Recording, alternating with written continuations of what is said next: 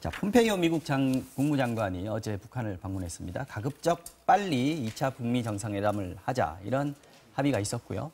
김정은 국무위원장이 지난 5월 폐쇄를 했던 풍계리 핵실험장에 사찰단을 초청했다는 이야기가 또 전해졌습니다. 관련 영상을 먼저 보고 이야기를 이어가겠습니다.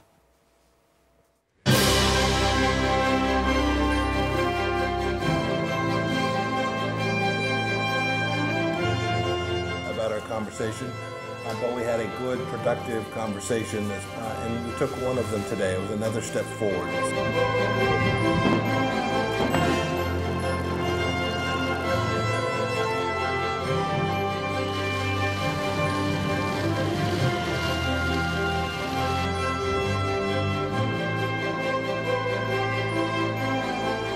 곧 있을 제2차 미국 정상회담이 한반도의 비핵화와 통합 프로세스에서 되돌아갈 수 없는 결정적인 진전을 만들어내는 좋은 계기가 되기를 기대합니다.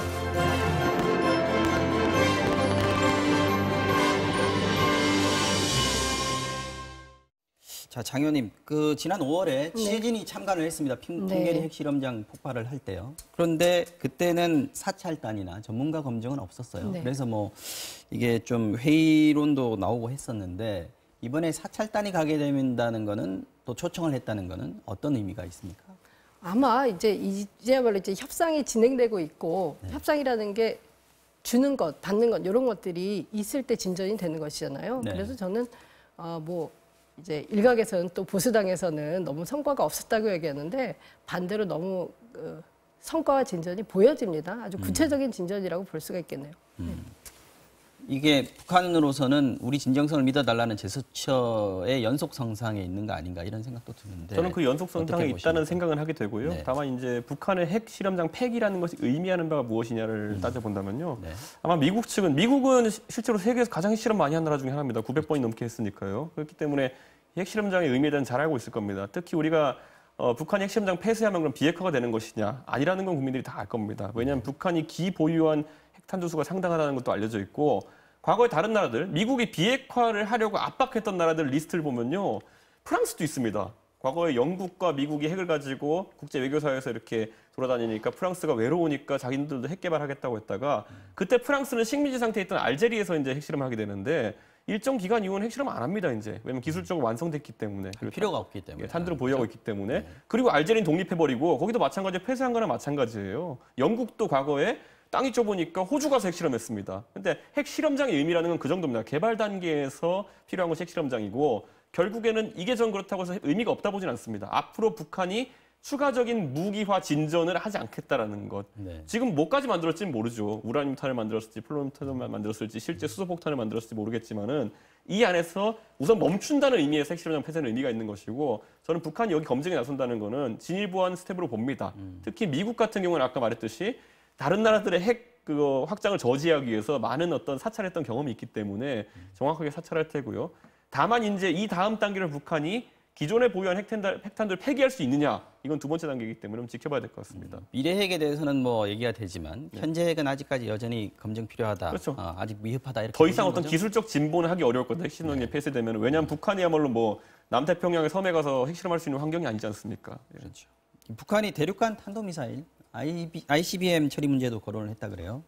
근데 대신에 미국의 종전선언과 대북 제재 해제 같은 상응 조치 또 요구를 했고 이 부분에 대해서도 논의가 있었다 이렇게 폼페이오 장관도 밝혔는데 그렇다면 이번 폼페이오 장관의 방북에서 빅딜 성사됐다 이렇게 볼 수 거기까지가 그렇지만 빅딜이 성사되지는 않았죠. 사실은 그 대륙간 탄도미사일을 없애는 거 아까 같이 현재 갖고 있는 핵에 대한 문제 그리고 종전선언 이거는 남북 관계 그리고 미북 관계에 있어서 그게 어떤 최종 목표 골이죠. 사실 우리가 처한 제일 큰 문제 그게 빅딜이 성사됐다고 볼 수는 없는데 거기에 대해서 한 걸음 한 걸음 가는 과정이고 거기에서는 이제 미국도 북한도 서로 이제 협상할 내용들이 그 디테일하게 아주 많을 것입니다. 그리고 그거는 단기간에 이루어질 일들은 아니고요. 근데 그런 협상이 계속 안정적으로 가는 분위기들이 계속 조성이 되고 그죠? 그 토론할 수 있는, 협상할 수 있는 대상으로 인정한 지금 상황 아닙니까? 근데 사실 그것만 해도 지난 어떤 10여 년간 있을 수 없는 일이었고 지금 이렇게 대화가 진행되는 것 자체는 저는 뭐 이제 그 전후 세대도 아니고 또 통일운동을 했던 그런 세대도 아닌데 되게 네. 기적적으로 바라보고 있습니다. 근데 이제 전문가들이 이야기하는 두 가지가 있는 게 뭐냐면 핵 자체는 아까 말했던 것처럼 핵 물질을 축적해야 핵탄두를 만들 수 있는 거기 때문에 네. 사찰을 통해 가지고 잘 검증할 수 있지만은 미사일 같은 경우, ICBM 같은 경우에는 기술이 축적되면은 연료 들어가는 게 등유밖에 없습니다. 사실상 그렇기 때문에 언제든지 재구축할 수 있다는 면에서 이거 그렇기 때문에 우리 미사일 사찰하자는 얘기는 안 하는 거거든요. 그렇기 때문에 이 부분에 있어가지고 ICBM 폐기라는 것에 대해 가지고 북한이 어떻게 신뢰를 미국한테 심어줄 수 있겠느냐라는 건 별개의 문제라고 이렇게 얘기하는 게 많습니다. 그래서 저는 핵도 보면은 오늘 저희 당의 하태경 의원님이 상당히 합리적인 제안했던 것이 핵 이번에 사찰을 받을 때 우리 한국에서도 이제 기술자들이 가가지고 전문가들이 가가지고 핵 실험장 폐쇄 과정에 사찰을 하자라는 제안을 이제 했는데 물론 야당 차원의 제안이지만은 정부도 이걸 신중하게 받아들여가지고 우리 측 대표단도 같이 참석할 수 있다고 한다면은 저도 당장 그 부분에 대해서는 신뢰할 겁니다. 우리 측 대표단이 간다고 한다면은 그래서 그런 추가적인 어떤 조치도 필요하다고 생각합니다. 저는 저런 주장 들을 때마다 이제 상당히 이제 뭐 그 대화하는 상대를 신뢰하지 못하는 거잖아요. 저렇게 그러니까 지금까지 10여 년 동안 아무 대화 진전이 안 된 게 기본적으로 뭘 말해도 안 믿는다. 이렇기 때문에 계속 평화 체제로 한 걸음 더 나가지 못했던 거고요. 또 바른미래당이 합리적인 이렇게 뭐 주장을 하셨다고 얘기하는데 저는 오히려 이제 우리 정부도 우리 정부고 또 미국 수뇌부 또 폼페이오 장관 이런 방문을 할 때 정말 아마추어들이 뭣도 보러 가서 속고온다 이런 식으로 해석을 하면 국민들이 그 말을 듣겠냐 말이에요. 근데 보수당 반응이 너무 과하게 나오니까 국민들도 아니 이렇게 조심스럽게 바라보는 건 좋지만 저렇게 얘기하는 게 상식적으로 안 와닿는 겁니다. 그죠? 미국이 아무 정보력도 우리가 없고 최대 당사자 중에 하나인데 우리가 사찰하는데 기왕 하는 거 같이 가서 보자는 것이 최근에 남북 평화라는 걸 이야기하면서 그렇게 제안하기 어려운 겁니까 그게? 그 자체를 얘기하는 게 아니라 계속 이제 북한이 얘기하는데 속으면 안 된다.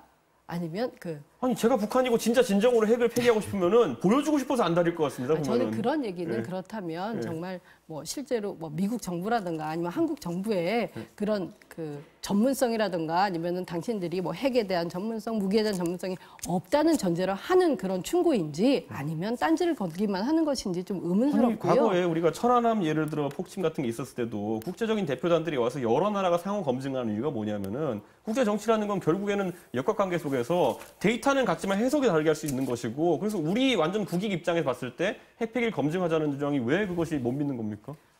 저는 저런 자세에서 네. 그 만약에 바른미래당이 확률은 너무 적지만 정권을 잡는다고 했을 때도 그렇다면 다시 경색으로 가는 겁니다. 저런 소리 하니까 이해찬 대표가 또 의심 받는 거예요. 뭐가 확률이 낮아요 그렇게. 네. 자, 확률이 두 분은 높습니다. 다음 주 월요일에 또 다시 한번 모셔야 될 것 같습니다. 이번 방북 협상으로 어쨌든 비핵화 후속 조치 또 미국의 상응 조치를 놓고 이어졌던 답보 상황에서는 어느 정도 변화가 있는 거 아니냐 이런 판단을 평가를 해볼 수는 있겠네요. 실무 협상과 2차 정상회담 어떻게 진행될지 어떤 이야기들이 또 오갈지 기대됩니다. 오늘 정치 와우 정령은 여기서 마무리하겠습니다. 두 분 고맙습니다. 네, 감사합니다. 수고하셨습니다. 네.